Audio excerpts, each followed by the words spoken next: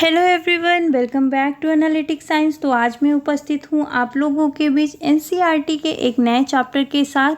जी हाँ, हम बात कर रहे हैं सीटेट साइंस स्पेशल सीरीज़ में रेस्पिरेशन इन ऑर्गेनिज्म की, जियो में श्वसन की। तो बिना देरी के शुरू करते हैं आज की क्लास। आज की क्लास का जो पहला टॉपिक है वो है सेलुलर रेस्पिरेशन। आइए देखते हैं कि कोशिकीय श्वसन किसे कहते हैं। देखिए, the process of break down of food in the cell with release of energy is called cellular respiration. ऊर्जा के मुक्त होने के साथ कोशिका में भोजन के टूटने की प्रक्रिया ही कोशिकीय श्वसन कहलाती है। कुल मिलाकर आपको बस इतना जानना है, फूड जो कि डाइजेशन प्रोसेस में कन्वर्ट हो चुका था किसमें, ग्लूकोज में। डाइजेशन प्रोसेस में आपका जो फूड मॉलिक्यूल था वो कन्वर्ट हो चुका था ग्लूकोज में। तो इसी ग्लूकोज के जो टूटने की प्रक्रिया होती है, ठीक है, वही ही हमारा है सेलुलर रेस्पिरेशन। जैसा कि आप देख सकते हैं यहाँ पर, अगर हम सेलुलर रेस्पिरेशन को डिफाइन करें तो सेलुलर रेस्पिरेशन क्या है, the process of break down of food means glucose in the cell with release of energy is called cellular respiration। Next topic आपका है, नेक्स्ट टॉपिक यही आपके सेलुलर रेस्पिरेशन से ही रिलेटेड है। In the cell the food which are converted into glucose is broken down into carbon dioxide water using oxygen. Means कि जो glucose है, अगर हम ग्लूकोज की बात करें तो ग्लूकोज ऑक्सीजन के मदद से कन्वर्ट हो रहा है किसमें, कार्बन डाइऑक्साइड, ठीक है, वाटर। एंड इस प्रोसेस में रिलीज क्या हो रहा है, एनर्जी, ठीक है, इस प्रोसेस में रिलीज क्या हो रहा है, एनर्जी। तो इस तरीके का कुछ रिएक्शन बनता है किसमें, आपके सेलुलर रेस्पिरेशन में। सेलुलर रेस्पिरेशन की अगर हम बात करें तो इस प्रोसेस में देखिए, सबसे पहले हम बात करेंगे किसकी, C6H12O6 की, जो कि क्या है, आपका ग्लूकोज, ठीक है। डाइजेशन प्रोसेस में आपका फूड मॉलिक्यूल कन्वर्ट हो चुका है किसमें, ग्लूकोज में। इस ग्लूकोज में जैसे ही आपका ऑक्सीजन आकर मिक्स होता है, ठीक है, जैसे ही ऑक्सीजन आकर मिक्स होगा, ये आपका जो ग्लूकोज है ये ब्रेक डाउन कर जाएगा, टूट जाएगा। और टूटने के बाद ये बनाता है क्या है, कार्बन डाइऑक्साइड, ये बनाता है वाटर। और इस प्रोसेस में रिलीज होती है एनर्जी। ये जो एनर्जी है ये डिपेंड करती है ऑक्सीजन के प्रेजेंस और अब्सेंस में कि कितने अमाउंट में एनर्जी रिलीज होगी। जैसे कि अगर हम एरोबिक रेस्पिरेशन की बात करें तो हाई एनर्जी रिलीज होती है, वहीं पर अगर हम एनारोबिक रेस्पिरेशन की बात करें तो लेस एनर्जी रिलीज होती है, ठीक है। नेक्स्ट टॉपिक की अगर बात करें तो नेक्स्ट टॉपिक है टाइप्स ऑफ रेस्पिरेशन। रेस्पिरेशन या श्वसन के प्रकार, टाइप्स ऑफ रेस्पिरेशन की अगर हम बात करें, श्वसन के प्रकार की बात करें तो दो तरीके का श्वसन आपको देखने को मिलता है। पहला श्वसन जो है वो है एरोबिक रेस्पिरेशन। श्वसन का पहला टाइप है एरोबिक रेस्पिरेशन और दूसरा टाइप है एनारोबिक रेस्पिरेशन। एरोबिक रेस्पिरेशन की बात करें तो इस रेस्पिरेशन की प्रोसेस में ऑक्सीजन प्रेजेंस ज़रूरी होता है। वहीं पर अगर हम बात करें एनारोबिक की तो यहाँ पर एनारोबिक रेस्पिरेशन में ऑक्सीजन जो है ये अब्सेंस होता है इस प्रक्रिया में या इस प्रोसेस में, ठीक है। अब देखते हैं हम किसके बारे में, एरोबिक रेस्पिरेशन के बारे में, एरोबिक श्वसन के बारे में। When break down of glucose occur with the use of oxygen it is called aerobic respiration. सबसे इम्पॉर्टेंट बात आप हमेशा याद रखेंगे, अगर श्वसन का प्रकार एरोबिक है तो वहाँ पर ऑक्सीजन का प्रेजेंस होना, ऑक्सीजन का होना ज़रूरी है, ठीक है, तभी एरोबिक रेस्पिरेशन की प्रक्रिया कंप्लीट होगी या पूरी होगी। जब ऑक्सीजन के उपयोग से ग्लूकोज का विखंडन होता है, जो कि ग्लूकोज आपका क्या है, आपका फूड है, तो इसे हम एरोबिक श्वसन कहते हैं। और इस प्रोसेस में जो रिएक्शन बन के आता है वो इस तरीके का होता है, ग्लूकोज जो कि है C6H12O6 in the presence of oxygen. जैसे ही यहाँ पर ऑक्सीजन आकर मिक्स होगा तो फॉर्मेशन किसका होगा, कार्बन डाइऑक्साइड का, ठीक है, फिर वाटर का, और इस प्रोसेस में एनर्जी रिलीज होती है। ये बात हो गई कि इसकी एरोबिक रेस्पिरेशन की। वहीं पर अगर हम बात करें एनारोबिक रेस्पिरेशन की, अवायु श्वसन की, तो food can also be broken down without using oxygen. इस लाइन को याद रखिएगा कि एनारोबिक रेस्पिरेशन की प्रोसेस में ऑक्सीजन जो है वो अब्सेंट होता है, प्रेजेंस नहीं होता है। यहाँ पर ऑक्सीजन की रिक्वायरमेंट के बिना भी ये प्रोसेस पूरी हो जाती है। ठीक है, ऑक्सीजन का उपयोग किए बिना भोजन को तोड़ा जा सकता है। अवायु श्वसन कहलाता है इस तरीके की प्रक्रिया। इस प्रोसेस में जो रिएक्शन बन के आता है वो है glucose in the absence of oxygen. यहाँ पर फॉर्मेशन होता है अल्कोहल का, कार्बन डाइऑक्साइड का और एनर्जी का। एक बात मैं यहाँ पर आपको और क्लियर करना चाहूँगी, एनारोबिक रेस्पिरेशन जो है, अवायु श्वसन जो है, इसमें दो तरीके की प्रोसेस होती है। एक में अल्कोहल का फॉर्मेशन होता है और दूसरे में फॉर्मेशन होता है लैक्टिक एसिड का। ठीक है, चलिए दोनों रिएक्शन को एक बार हम देख लें। हम बात कर रहे हैं किसकी, एनारोबिक रेस्पिरेशन की। हम बात करेंगे कि किसकी, एनारोबिक रेस्पिरेशन की। एनारोबिक रेस्पिरेशन में दो तरीके के रिएक्शन बनते हैं। पहले रिएक्शन की अगर हम बात करें, फर्स्ट रिएक्शन की, सो ग्लूकोज जो है जो कि C6H12O6 है, जब यहाँ पर आपका ऑक्सीजन, इस तरीके से आप दिखा सकते हैं, ऑक्सीजन जैसे ही यहाँ पर अब्सेंस होगा तो ये फॉर्मेशन होता है किसका, एल्कोहल का, जैसे कि आपने अभी रिएक्शन में देखा। ठीक है, फिर यहाँ पर आपका कार्बन डाइऑक्साइड फॉर्म हो रहा है और क्या हो रहा है, एनर्जी रिलीज हो रहा है। सेकेंड रिएक्शन की अगर हम बात करें तो हमारे मसल सेल में, our muscle cell can also respire anaerobically but only for short time, कुछ टाइम ड्यूरेशन के लिए। जैसे कि अगर हम हैवी एक्सरसाइज कर रहे हैं तो मसल्स जो हैं वो एनारोबिकली रिस्पायर करने लगती हैं। इस प्रोसेस में फॉर्मेशन होता है किसका, लैक्टिक एसिड का। इस प्रोसेस में फॉर्मेशन होता है लैक्टिक एसिड का और रिएक्शन कुछ इस तरीके से बनता है कि ग्लूकोज, ऑक्सीजन का अब्सेंस दिखाना है आपको, और यहाँ पर फॉर्मेशन होगा किसका, lactic acid in are muscle cells. ठीक है, और किसका प्रोडक्शन हो रहा है और क्या रिलीज हो रहा है, energy, less amount of energy. तो इस तरीके की प्रोसेस एनारोबिक रेस्पिरेशन में दिखाई देती है। कुछ और इम्पॉर्टेंट पॉइंट्स पर डिस्कस करें। देखिए, अगर हम बात करें किसकी, अल्कोहल के फॉर्मेशन की, अल्कोहल की फॉर्मेशन की बात करें तो वहाँ अल्कोहल फॉर्म हो रहा है with the help of yeast. Yeast क्या होते हैं, yeast are single cell organism, they respire anaerobically and during this process yield alcohol. ठीक है, जो आपके ईस्ट होते हैं, चूँकि ये सिंगल सेल ऑर्गेनिज्म होते हैं और इसमें रेस्पिरेशन की जो प्रोसेस होती है वो एनारोबिक टाइप की होती है। इस प्रोसेस के दौरान ये फॉर्मेशन करते हैं किसका, अल्कोहल का। They are therefore used to make wine and beer. Wine और बियर बनाने के लिए यहाँ से आपसे क्वेश्चन पूछा भी जा सकता है कि कौन से सिंगल सेल ऑर्गेनिज्म की रिक्वायरमेंट होती है, तो आप बता सकते हैं कि किसकी रिक्वायरमेंट होती है अल्कोहल के फॉर्मेशन में या फिर वाइन बियर के फॉर्मेशन में, ईस्ट की। ठीक है, ईस्ट क्या है, एक कोशिकीय जीव है। सेकंड, अगर हम पॉइंट की बात करें, जहाँ पर मैंने आप लोगों से कहा था कि हमारे मसल सेल में, our muscle cell can also respire anaerobically, तो हमारी जो मांसपेशियाँ हैं इसमें भी रेस्पिरेशन होता है। कौन से टाइप का रेस्पिरेशन होता है, एनारोबिक टाइप का रेस्पिरेशन होता है, लेकिन कुछ ही टाइम ड्यूरेशन के लिए होता है और ऑक्सीजन की अस्थायी कमी हो जाती है कुछ टाइम के लिए, तो वहाँ पर हमारे मसल्स में फॉर्मेशन होता है किसका, लैक्टिक एसिड का। किसका फॉर्मेशन होता है, लैक्टिक एसिड का, और लेस अमाउंट में एनर्जी भी रिलीज होती है इस प्रोसेस में, और रिएक्शन बनता है C6H12O6 in the absence of oxygen, lactic acid and energy.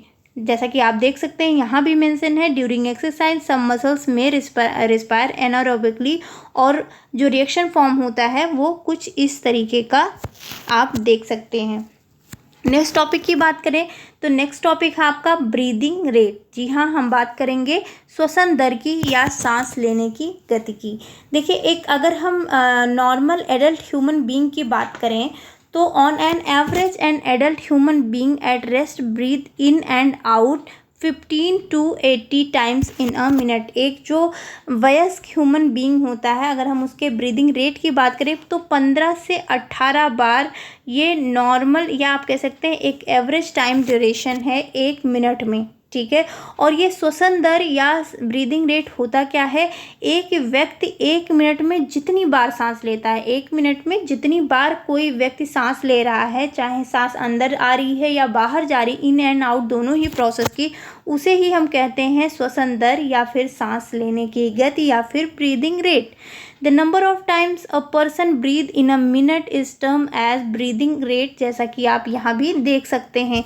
एक और बात मैं यहाँ आपसे बताना चाहूँगी कि देखिए, अगर हम नॉर्मल एवरेज रेट की बात करें तो 15 to 80 times in a minute है, लेकिन अगर वही व्यक्ति ड्यूरिंग हैवी एक्सरसाइज, अगर वो एक्सरसाइज कर रहा है तो उस दौरान पे ब्रीदिंग रेट जो है वो कितनी बढ़ के हो जाएगी, 25 टाइम्स पर मिनट। वही ब्रीदिंग रेट कितनी हो जाएगी, 25 टाइम्स पर मिनट। मीन्स कि एवरेज जो टाइम ड्यूरेशन है वो 15 से 18 ही है, लेकिन वही व्यक्ति अगर एक्सरसाइज कर रहा है तो उस टाइम ड्यूरेशन में ब्रीदिंग रेट जो है 25 टाइम्स पर मिनट हो जाएगी। अब हम बात करते हैं किसकी, हम बात करते हैं ब्रीदिंग की। ब्रीदिंग क्या होती है, चलिए देखते हैं।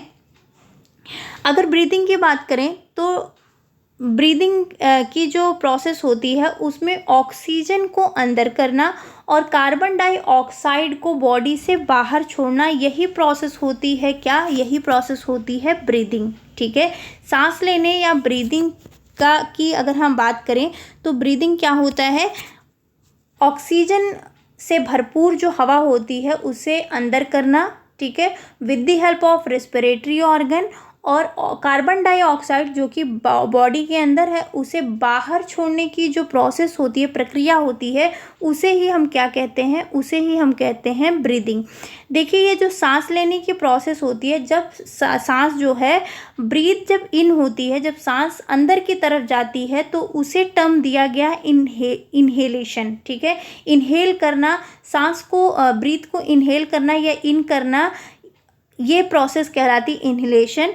और अगर हम कार्बन डाइऑक्साइड जो है उसे बॉडी से जो बाहर रिलीज करने की प्रोसेस होती है, या जो ब्रीथ आउट की प्रोसेस होती है, सांस बाहर छोड़ने की जो प्रक्रिया होती है, उसे हम कहते हैं एक्सहेलेशन, ठीक है। इनहेल और एक्सहेल दो प्रोसेस होती हैं किसकी, ब्रीदिंग की। नेक्स्ट टॉपिक की अगर हम बात करें तो वो है mechanism of breathing. Next topic हमारे पास है mechanism of breathing. Mechanism of breathing normally we take in air through our nostrils. When we inhale air, it passes throughout nostril into nasal cavity. From the nasal cavity, the air reach our lungs. Means कि हम बात कर रहे हैं किसके, respiratory organ की। आमतौर पे अगर हम बात करें तो सबसे पहले जो एयर होती है ये कहाँ पर पहुँचती है, फर्स्ट टाइम ये हमारे जो नोज पोर्स होते हैं, जो नाक के छिद्र होते हैं, सबसे पहले एयर जो है उसमें सांस लेने के दौरान उसमें एंटर करती है। उसके बाद ये कहाँ पर जाती है, नसल कैविटी में, ठीक है। ये कहाँ जा रही है, नसल कैविटी में। उसके बाद विद द हेल्प ऑफ नसल कैविटी ये एयर पहुँचती है कहाँ पर, लंग्स में या फिर हमारे फेफड़ों में।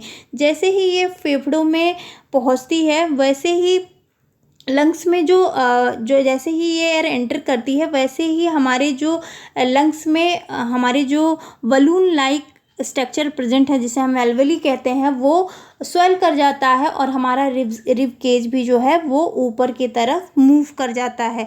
तो मैकेनिज्म ऑफ ब्रीदिंग में कुछ आपके जो रेस्पिरेटरी ऑर्गन हैं उनका इन्वॉल्वमेंट होता है। यहाँ से एक क्वेश्चन आप लोगों से ये पूछा जा सकता है कि रेस्पिरेटरी ऑर्गन्स क्या क्या हो सकते हैं। तो देखिए, अगर हम बात करें किसकी, आपके नॉस्ट्रल की, ये रेस्पिरेटरी ऑर्गन है। नसल कैविटी की अगर हम बात करें, ठीक है।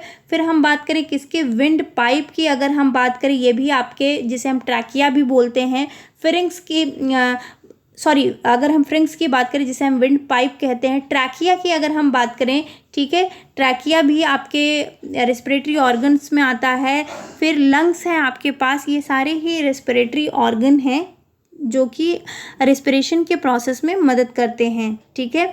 जैसे ही आपके लंग्स में आपका एयर एंटर करता है या ऑक्सीजन एंटर करता है तो उस प्रोसेस में कुछ चेंजेस होते हैं। चलिए देखते हैं उन चेंजेस में किस तरीके की प्रोसेस होती है। देखिए पहला प्रोसेस है ड्यूरिंग इनहेलेशन, ठीक है, सांस लेने के दौरान ड्यूरिंग इनहेलेशन क्या प्रोसेस होती है आप इस स्ट्रक्चर से भी देख सकते हैं। जब एयर इंटर करती है with the help of nostril, कहाँ पर ये एयर जा रही है, ये जा रही है लंग्स में, ठीक है।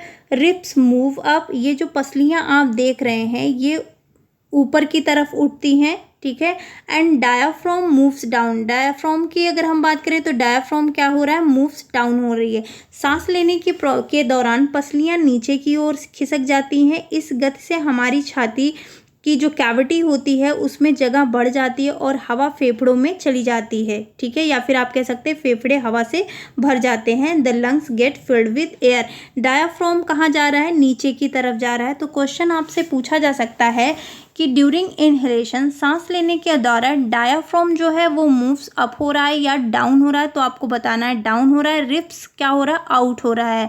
वहीं पर अगर हम बात करें श्वसन छोड़ने की प्रक्रिया या फिर एक्सहेलेशन की अगर हम बात करें तो रिप्स क्या हो रहा है, मूव्स डाउन, ठीक है, रिप्स मूव डाउन इनवर्ड अंदर की तरफ। जबकि डायाफ्राम की अगर हम बात करें तो डायाफ्राम मूव्स अप, डायाफ्राम देखिए अब ऊपर की तरफ जा रहा है अपने पुराने पोजीशन जैसे। This reduce the size of chest cavity and air is pushed out of the lungs. इस पूरी प्रक्रिया की अगर हम बात करें तो ये जो चेस्ट कैविटी होती है उसका आकार क्या होता है, कम हो जाता है और हवा फेफड़ों से बाहर निकल जाती है। इसीलिए एक्सहेलेशन के प्रोसेस में हम कहते हैं कार्बन डाइऑक्साइड का बाहर जाना और इन्हेलेशन के प्रोसेस में हम कहते हैं ऑक्सीजन का अंदर आना। इन जो ब्रीद इन की प्रोसेस होती है ब्रीदिंग में वो होती है इन्हेलेशन और ब्रीद आउट की जो प्रोसेस होती है वो होती है एक्सहेलेशन।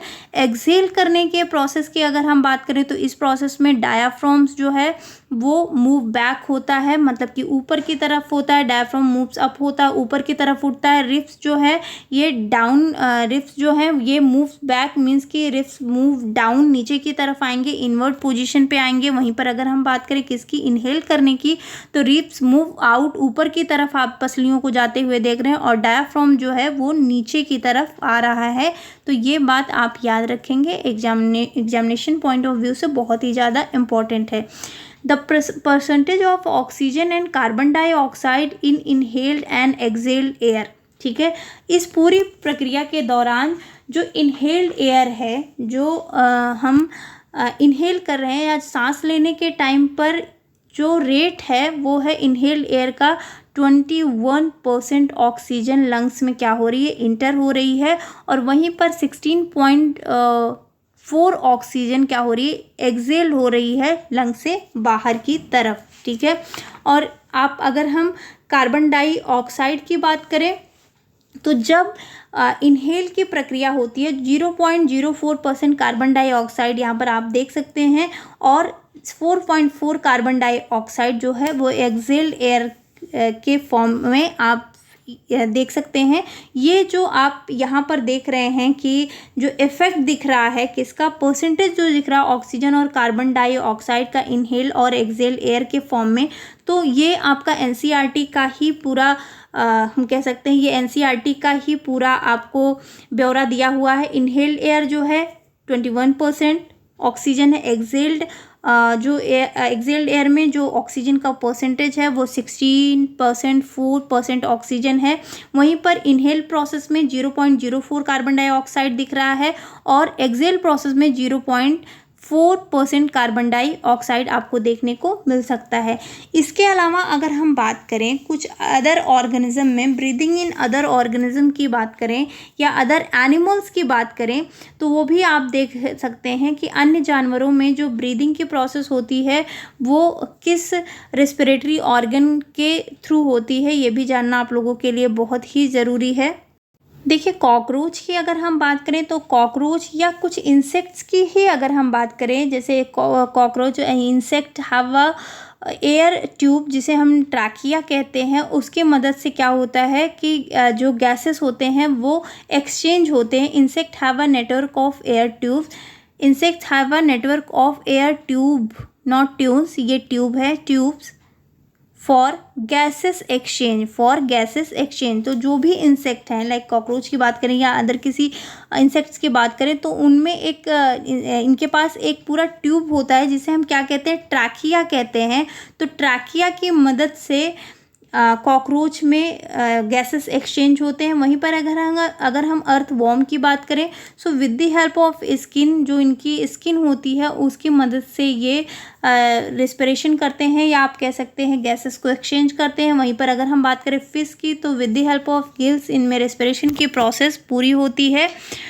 प्लांट्स की अगर हम बात करें कि प्लांट्स में किस तरीके से रेस्पिरेशन होता है, क्योंकि प्लांट्स में कोई स्पेसिफिक रेस्पिरेटरी ऑर्गन नहीं होता, जैसे कि ह्यूमन बींग्स में लंग्स प्रेजेंट है, लेकिन फिर भी प्लांट्स में भी रेस्पिरेशन की प्रोसेस होती है। किसकी मदद से होती है, with the help of stomata. So पौधों में ऑक्सीजन और कार्बन डाइऑक्साइड का जो एक्सचेंज हो रहा है, जो आदान प्रदान हो रहा है, उसके लिए उनके पास एक छोटा सा पोर होता है जिसे हम स्टोमेटा कहते हैं। Plants have tiny pore called stomata for gases exchange. इसके अलावा अगर हम बात करें किसकी, रूट सेल की, तो रूट सेल्स को भी ज़रूरत होती है किसकी, ऑक्सीजन की, to generate energy. So root take up air from air space present between soil particles. तो इस तरीके से पौधों में भी रिस्पिरेशन की प्रोसेस कंप्लीट होती है। इसी के साथ ये चैप्टर होता है ख़त्म। फिर मिलते हैं एक नए चैप्टर के साथ। सीटेट के प्रिपरेशन में ये बहुत ही ज़्यादा हेल्पफुल होने वाला है। तब तक आप अपना ख्याल रखें। चैनल पसंद आया हो तो लाइक शेयर सब्सक्राइब करना बिल्कुल मत भूलें। Thanks for watching, have a great day.